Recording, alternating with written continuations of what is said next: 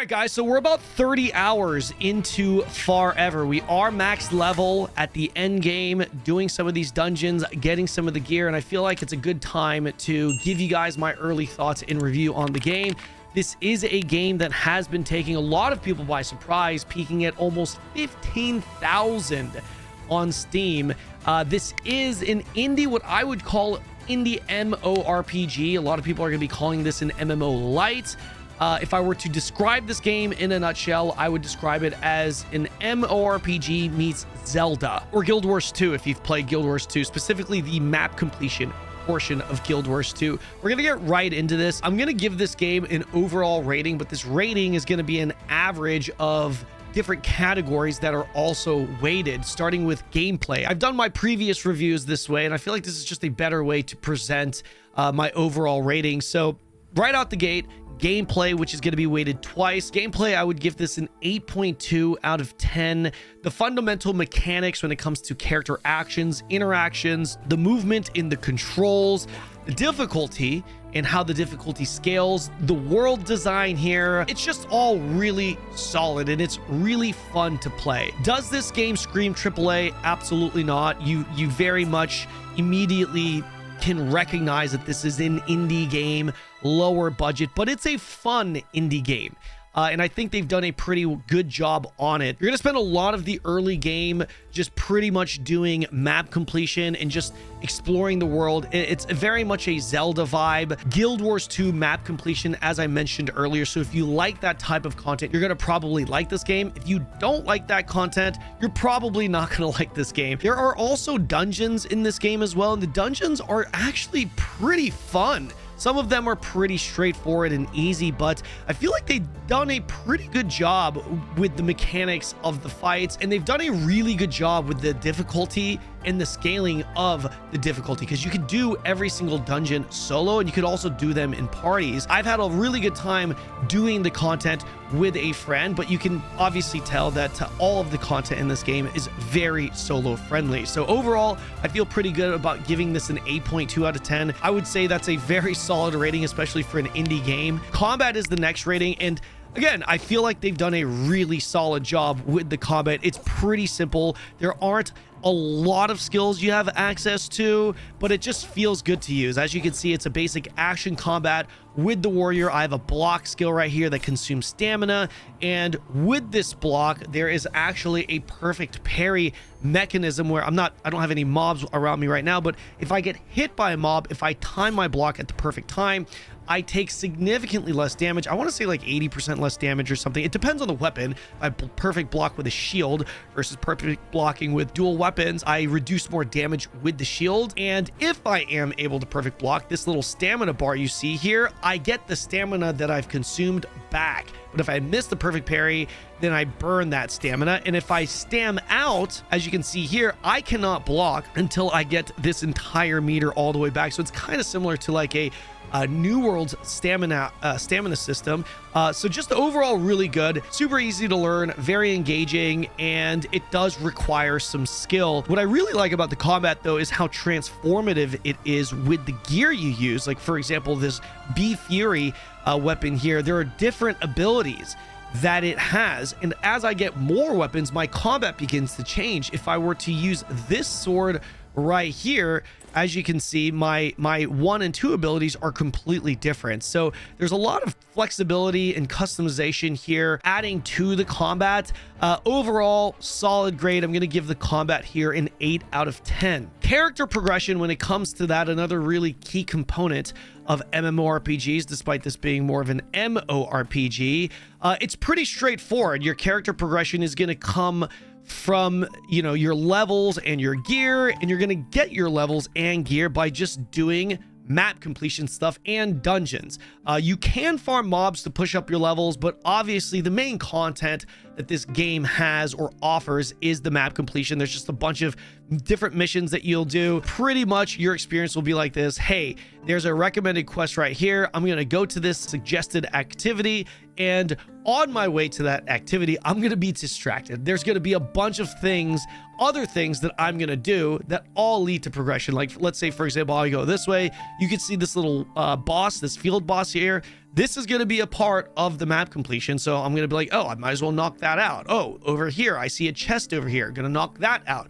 Oh, there's a little jump puzzle quest here. I'm going to knock that out. Every single one of these things contribute to your character's progression, and it feels pretty good. As you do that, you'll unlock dungeons, and the dungeons are all pretty good. They're pretty fun. And like I mentioned earlier, all soloable and also doable in a party as well. You also have a crafting system. When you do get to these towns, you're going to see this right here. This allows me to upgrade my gear, and then I can go to this workbench and also craft some of this gear using materials that I'm also life skilling out in the open world. So yes, there's that Zelda element, there's that MMORPG element as well, where you're just out there crafting, gathering, all that stuff, and it feels pretty good.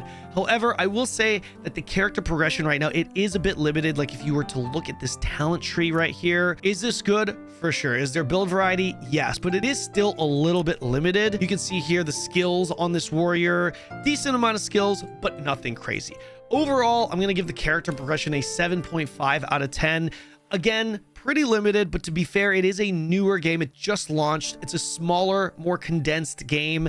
And for what it has to offer, for what it is, I think it does a pretty good job. The systems are fairly intuitive, easy to understand, and they feel good as you progress your character. I am expecting this to kind of stale out though. If I were to grade this based off of the end game replayability, this rating would obviously be a lot lower because it doesn't seem like there's a whole ton of content at the end game. So don't expect this to be a game where you can play for thousands of hours right now. It could be in the future, and it does sound like they want to continually update this game by adding dungeons, adding gear, adding classes and all that stuff. But right now, there's not a whole ton of content. You're probably going to be done with this in a shorter period of time. I would imagine a couple of weeks, anywhere from like 2 to 5 weeks or so, you're gonna pretty much have completed everything, and you're gonna be waiting for content, obviously depending on your own personal pace. The UI UX, now this is where the rating starts to go down a little bit, guys. The UI UX, I'm gonna have to give this a 3 out of 10 rating.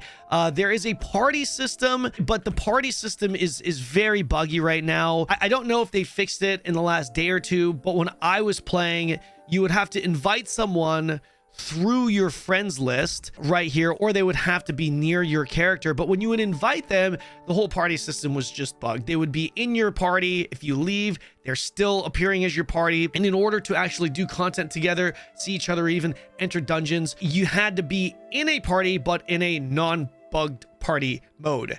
That might sound a little confusing, but essentially what happens is sometimes you can get separated for whatever reason, whether you left or got DC'd, and it would show that you're in a party, but you're not in the party, and you cannot actually leave the party because you've technically already left. This obviously not a really good experience. The whole friend system, there is no friends list in the game. They did mention they are going to add the friend list to the game, but currently you just invite through Steam, and this prompts a Steam chat window outside of the game that you have to accept in order to join party, and it just doesn't really feel good. Other than that, the UI, the general UI, it is pretty neat, but it's not confusing, but it feels pretty limited, right? It could be better, and I'm pretty sure it will be better. But right now, there are just too many bugs and issues with the overall UX, too many limited features with the overall UX for me to give this a high rating. So I feel pretty good with giving this a 3 out of 10. Performance. Now, here's the other major deficiency with the game right now. I'm going to give the performance a 2.8 out of 10. Now, when there is no lag, the abilities feel pretty good to use. Attacking mobs feel pretty good. Everything feels pretty good because, again, the gameplay, the core movement, the fundamental mechanics of this game, it's good. But the problem is right now they're battling a lot of bugs, and they're battling a lot of server performance issues. FPS drops, despite this game not looking like it would be graphically intensive. There are a lot of times where you're going to drop a lot of FPS. I have a really good computer, 4090, and yeah, there have been many instances where I've gotten frame drops. Obviously, I've heard from my chat and other players that they have been struggling with FPS issues, the server lag being a very big one. There have been a number of instances where it's just borderline unplayable. You got to wait for it to kind of catch up, and then it seems to kind of get better again and then starts shitting the bed. To be fair, if we were to compare this with other MMORPGs, this is all fairly normal right? Server performance issues generally a thing when it comes to MMORPG launches, especially indie MMOs. But overall, I mean, still, it is a major issue or deficiency with the game right now, and for that reason I have to give this a 2.8 out of 10.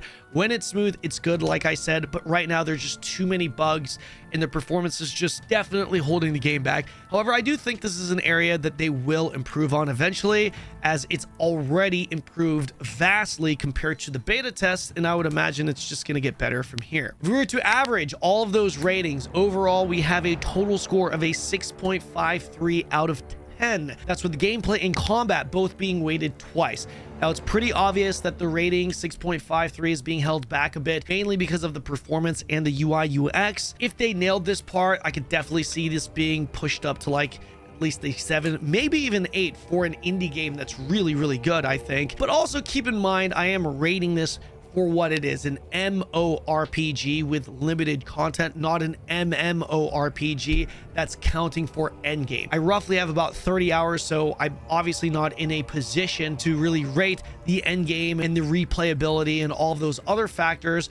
What we have in front of us, though, is a pretty fun product. It just needs polish. It needs to be cleaned up a bit. Performance issues, a cleaner, more intuitive UI UX, and I think they could seriously be cooking. Generally speaking, I think most people are relatively positive around this game, mainly because of two reasons. Number one, the important categories such as combat, gameplay, character progression. These parts of the game are actually pretty fun for a lot of people. And number two, the expectations for this game were really low. They were non-existent. Most people didn't even know this game existed. And then recently, you know, a bunch of streamers have been streaming it. People caught on and were trying this game and they were pleasantly surprised. I genuinely believe expectations play a significant role with how well or poor a game is received. No one was really talking about this game until it launched, and it launched.